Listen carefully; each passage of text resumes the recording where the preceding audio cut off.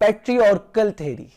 Patriarchal society کا آغاز خاندان اور پراپرٹی کے وجود میں آنے سے ہوا. اس میں خاندان پر حکمران خاندان کا سربراہ کرتا. اس کی سب سے بڑی اور اہم وجہ یہ تھی کہ کھیتی باڑی اور خصوصاً انسان کی طاقت میں جو چیزیں اہم کردار ادا کر رہی تھی ان میں سب سے اہم مرد تھا اور مرد ان کاموں کو انجام دے رہا تھا. اس تھیری کا بنیادی تصور ہنری مین نے دیا. ہنری مین نے اپنی کتاب Ancient Law and the Early History of Institutions میں اس تھیری کو بیان کیا. اس کے مطابق قدیم سوسائٹی میں جب انسانوں نے کھیتی باڑی کو سیکھا تو علوم کو سیکھنے میں مرد آگے تھے. طاقت کے اعتبار سے بھی وہ کام کر لیتے تھے. تو اس وجہ سے سوسائٹی پر مردوں کا غلبہ ہوا اور مردوں کے ہاتھوں میں حکمرانی آئی.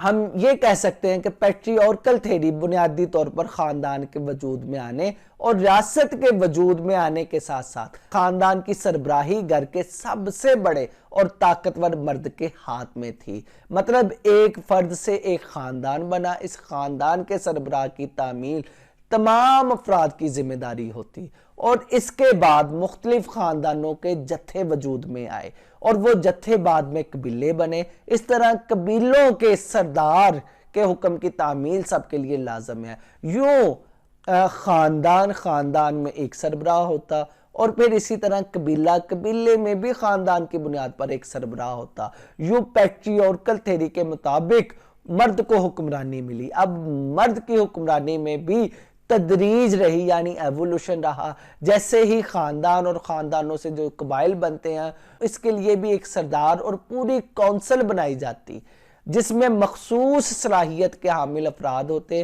اور قبیلے کے لیے فیصلہ کرتے اور سردار کے تابع رہتے. لیکن سردار کے مننے پر سرداری اس کو ملتی جو اس منصب کے مطابق صلاحیتوں کا حامل ہوتا. عام طور پر یہ خون کے رشتوں سے طے کیا جاتا. مثلا بادشاہ کا بیٹا بھائی اگر ان میں سے نہیں تو قبیلے میں سے ایک شخص کو چن لیا جاتا. عام طور پر یہ رشتوں سے طے کیا جاتا. مثلا سردار کا بیٹا بھائی اگر ان میں سے نہیں تو قبیلے کے سب سے سمجھدار اور فہم و فراست کے حامل انسان کو چن لیا جاتا اور اس کو سرداری مل جاتی. یوں قبائل میں پراپرٹی کا تصور شامل ہوا اور طاقت کے حصول کے ساتھ ساتھ ریاست وجود میں آئی جس میں مرد کی حکمرانی رہی.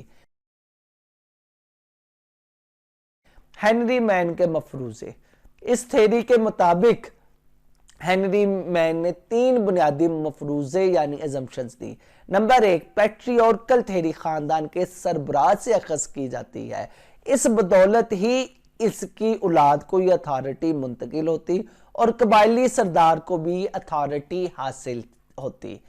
پیٹریارکل سوسائٹی کی بنیادی وجہ شادی کا نظام ہے جس کی بدولت خاندان وجود میں آتا. اس خاندان کا سربراہ مرد ہوتا اور جب خاندان قبیلے کی شکل اختیار کرتا تو اس قبیلے کا سردار اور اس کی پوری کونسل قبیلے کے نظام کو چلاتی. پیٹریارکل تھیری پر اعتراضات. اگرچہ خاندان کی بڑی شکل ریاست ہے لیکن خاندان میں جو طاقت باپ کے پاس یا سربراہ کے پاس ہوتی تھی وہ محدود ہوتی تھی جبکہ اس کے مقابل ریاست کے سربراہ کے پاس لامحدود طاقتیں ہوتی اور یہی طاقت آگے بچوں میں یعنی اگلے حکمران میں منتقل ہو جاتی.